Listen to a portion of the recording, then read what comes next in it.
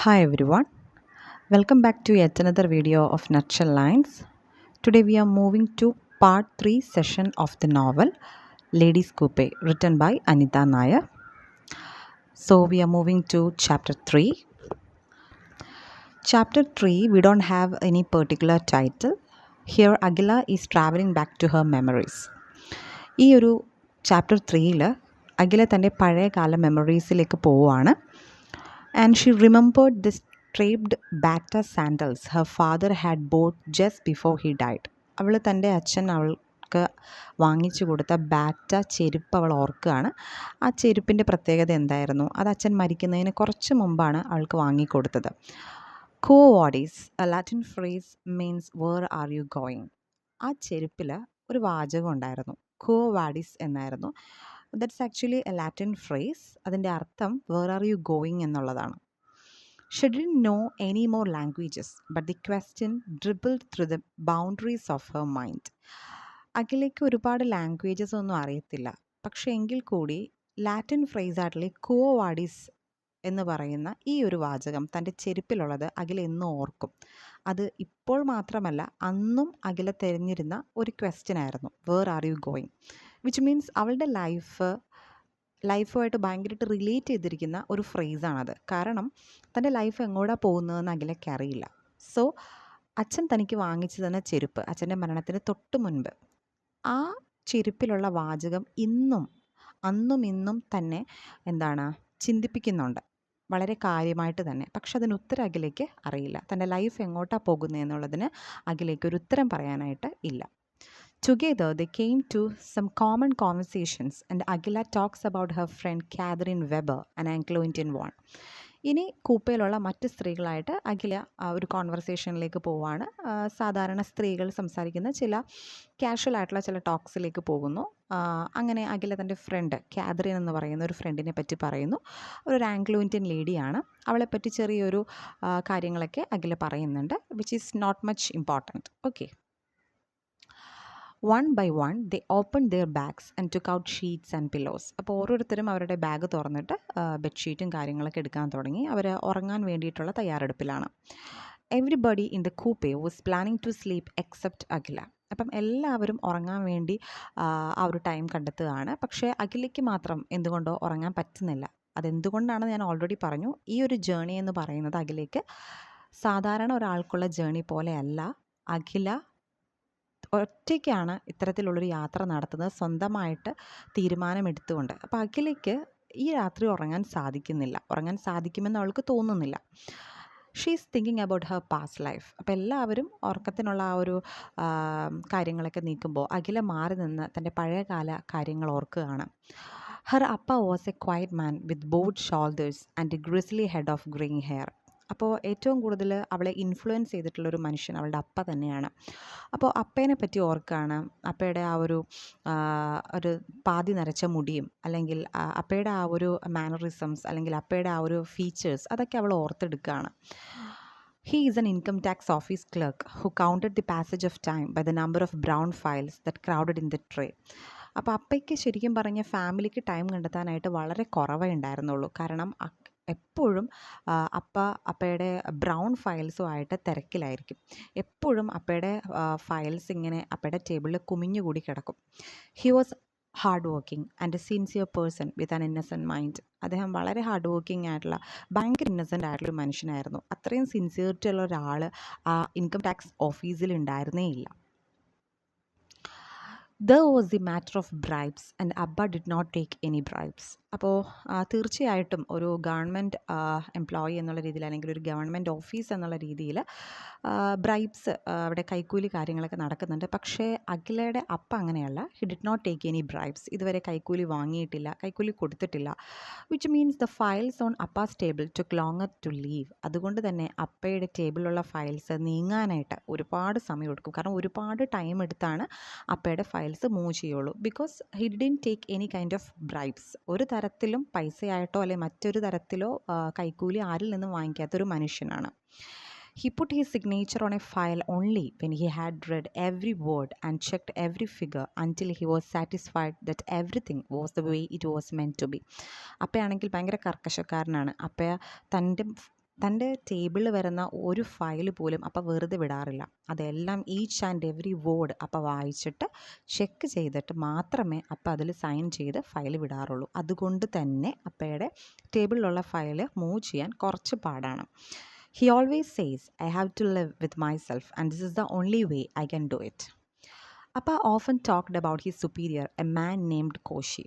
Okay, അപ്പം അപ്പയുടെ ഓഫീസിലുള്ള ഒരുപാട് ആൾക്കാരെ പറ്റി അപ്പം പറഞ്ഞിട്ടുണ്ടെങ്കിൽ പോലും അതിലെടുത്ത് പറയാനായിട്ടുള്ള ഒരാളെന്ന് പറയുന്നത് അപ്പയുടെ സുപ്പീരിയറാണ്. His name was Koshi. അയാളുടെ പേര് കോശി എന്നാണ്. കോശി എന്ന് പറയുന്ന ക്യാരക്ടർ വളരെ ഇമ്പോർട്ടൻ്റ് ആണ്.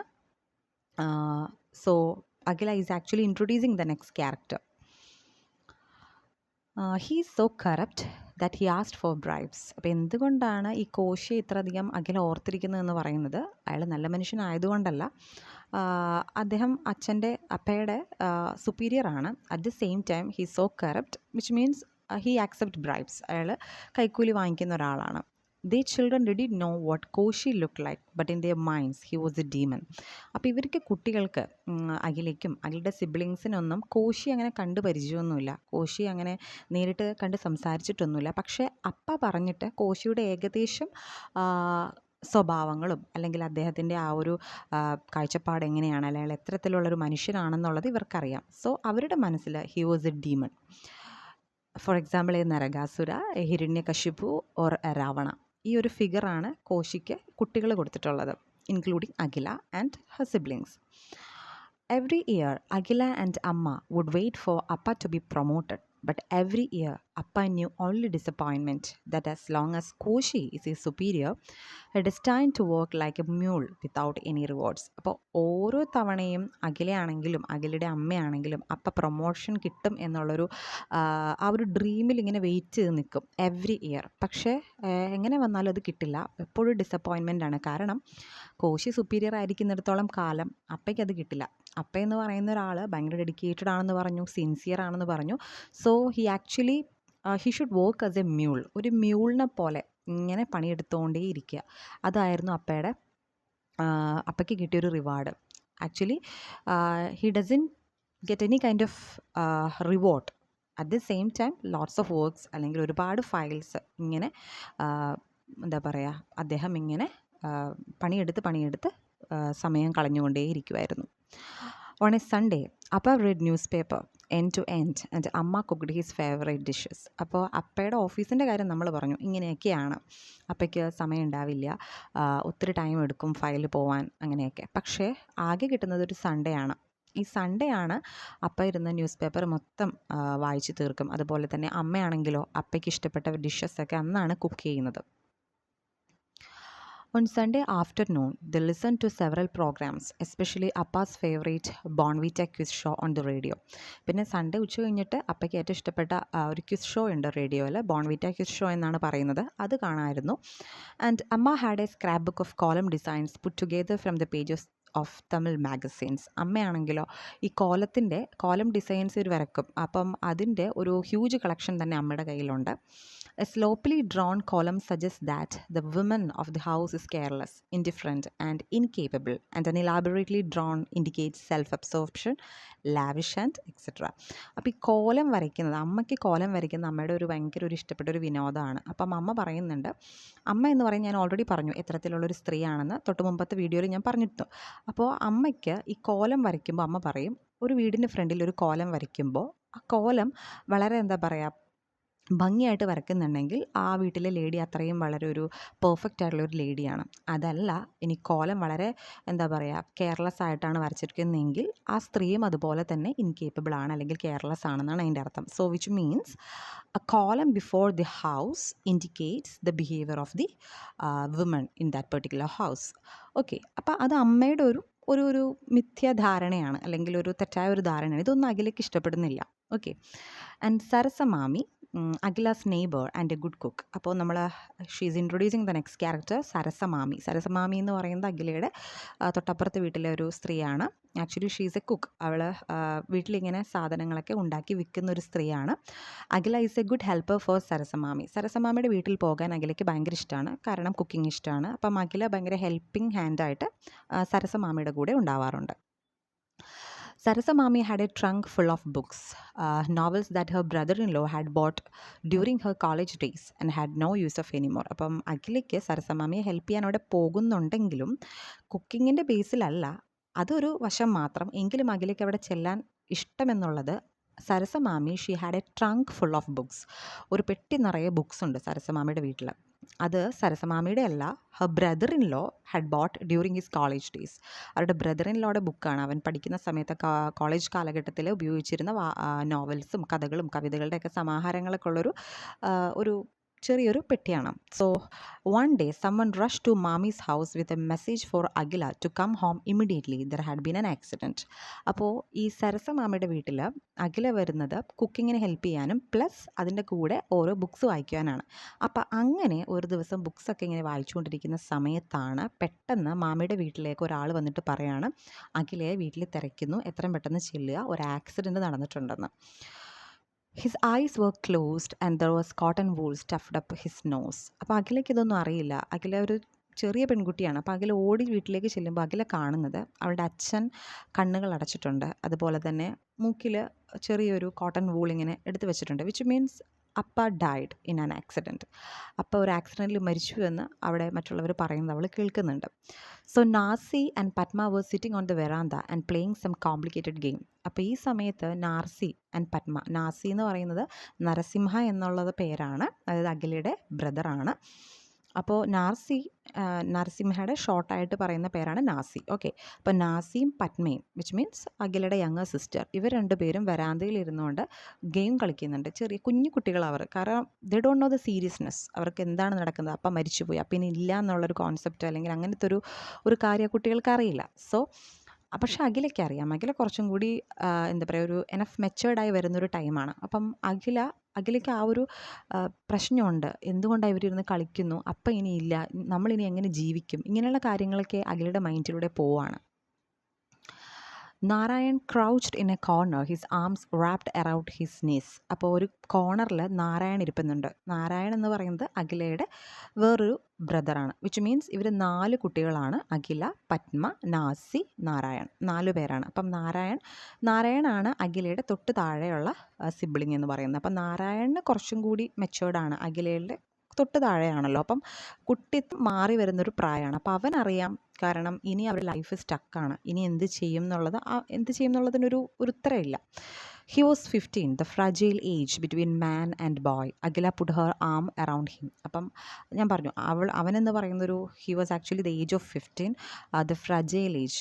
അതായത് ഈ പറഞ്ഞ പോലെ എനഫ് മെച്ചേർഡൊന്നും അല്ല, പക്ഷേ എങ്കിൽ പോലും മാൻ്റെയും ബോയുടെയും ഇടയ്ക്കുള്ള ഒരു സമയമാണ്.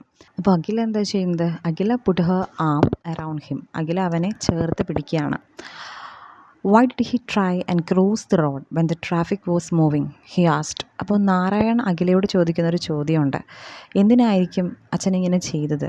അച്ഛൻ അറിയില്ലായിരുന്നോ? റോഡ് ക്രോസ് ചെയ്യുമ്പോൾ അച്ഛൻ നോക്കിയില്ലായിരുന്നോ?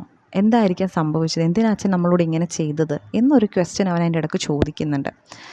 Then Akhila realise the fact that it was not an accident. അപ്പോഴാണ് അഖില അറിയുന്നത് തൻ്റെ അച്ഛൻ മരിച്ചിരിക്കുന്നതൊരു എന്താ പറയുക, ഒരു സ്വാഭാവികമായിട്ടുള്ളൊരു ആക്സിഡൻ്റ് അല്ല.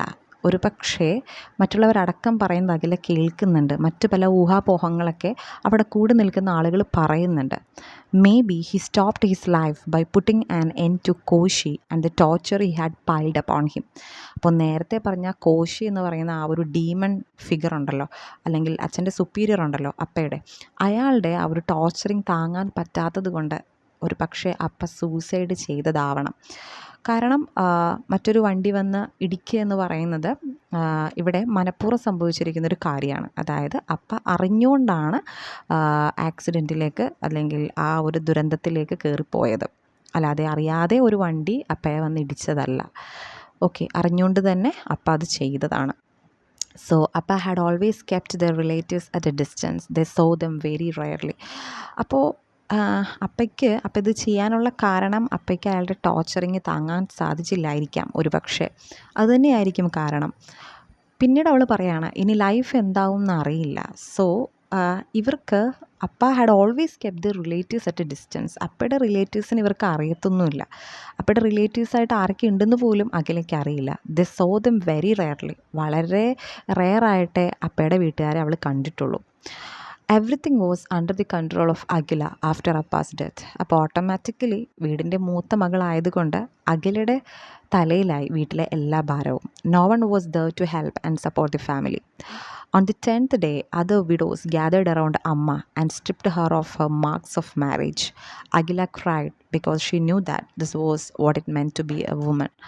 അപ്പോൾ ഒരു 10ാമത്തെ ദിവസമായപ്പോഴേക്കും ഇവരെ ഒരു ബ്രാഹ്മിൺ ഫാമിലിയാണ് ഈ അഖില എന്ന് പറയുന്ന ക്യാരക്ടർ. സോ അവിടെ അവിടെയുള്ള വിഡോസ് എല്ലാം വേണ്ടി ഇവരുടെ വീട്ടിലേക്ക് ഗ്യാദർ ചെയ്തിട്ട് അമ്മയുടെ ആ ഒരു മാർക്കുണ്ടല്ലോ, അതായത് സിന്ദൂരം, അത് മായ്ച്ചു കളയുന്നതാണ്. അത് വിച്ച് മീൻസ് അതൊരു കസ്റ്റമാണ് അവരുടെ ഇടയിൽ. അതായത് ആ ഒരു മാർക്ക് ഇനി അവിടെ ഇല്ല. അതെന്ന് വെച്ച് കഴിഞ്ഞാൽ ഇനി മുതൽ അവളൊരു സുമംഗലിയല്ല, അല്ലെങ്കിൽ ഒരു ഭർത്താവില്ല എന്നുള്ളൊരു ആ ഒരു ഐഡിയോളജിയിലേക്ക് കൊണ്ടുവരികയാണ്. അപ്പോൾ അന്ന് അഖില കരഞ്ഞു, പിന്നീട് അഖില കരഞ്ഞിട്ടില്ല. Then she never cried again. A girl stood by the door of the coupe. അപ്പോൾ ഈ സമയത്ത്, ഇത് പഴയ മെമ്മറീസിൽ ഇങ്ങനെ നിൽക്കുന്ന സമയത്താണ് പെട്ടെന്ന് അവൾ പ്രസൻറ്റ് മൊമെൻറ്റിലേക്ക് വരികയാണ്. അപ്പം ഒരു പെൺകുട്ടി അവളുടെ ആ ഒരു കൂപ്പയുടെ അവിടെ വന്ന് ഡോറിൻ്റെ അവിടെ വന്ന് നിൽക്കുന്നുണ്ട്. Xi must have been about 14 or 15, age of Narayan when അപ്പ ഡൈഡ്. ആ കുട്ടിയെ കണ്ടിട്ട് ഒരു ഏകദേശം 15-14 വയസ്സൊക്കെ ഉണ്ടാവും. അപ്പം മരിക്കുന്ന സമയത്ത് നാരായണൻ്റെ age. Okay, her name is Sheila, studying at Holy Angels Convent, and she started crying by thinking of her grandmother. അപ്പോൾ അഖില ചോദിക്കുന്നുണ്ട്, അകത്തേക്ക് വന്നോളൂ, എന്താ പേര് എന്നൊക്കെ ചോദിക്കുമ്പോൾ അവൾ പറയുന്നുണ്ട് ഷീല എന്നാണ് പേര്. അപ്പോൾ അവളുടെ അച്ഛൻ എന്ത് ചെയ്യുന്നൊക്കെ അഖില ചോദിക്കുന്നുണ്ട്. അപ്പോൾ അച്ഛൻ തൊട്ടടുത്ത കമ്പാർട്ട്മെൻറ്റിലുണ്ട്, ഞാൻ ഇവിടെ ലേഡീസ് കൂപ്പയിലാണ് ഇരിക്കാൻ വന്നിക്കുവാണ്. അപ്പോൾ അഖില അകത്തേക്ക് വിളിക്കുന്നുണ്ട്. പക്ഷേ ഇവളിങ്ങനെ കരഞ്ഞുകൊണ്ടിരിക്കുന്നുണ്ട്, വീപ്പ് ചെയ്യുന്നുണ്ട്. So she is actually thinking of A grand mother മരിച്ചു. അപ്പോൾ ആ ഒരു വിഷമത്തിൽ ഇങ്ങനെ ആ കുട്ടി വീപ്പ് ചെയ്യുന്നുണ്ട്. അപ്പോൾ അഖില അവളെ ആശ്വസിപ്പിക്കുന്നുണ്ട്. So she is the next character, Sheela Vasudev. So that is the end of chapter 3. Thank you so much.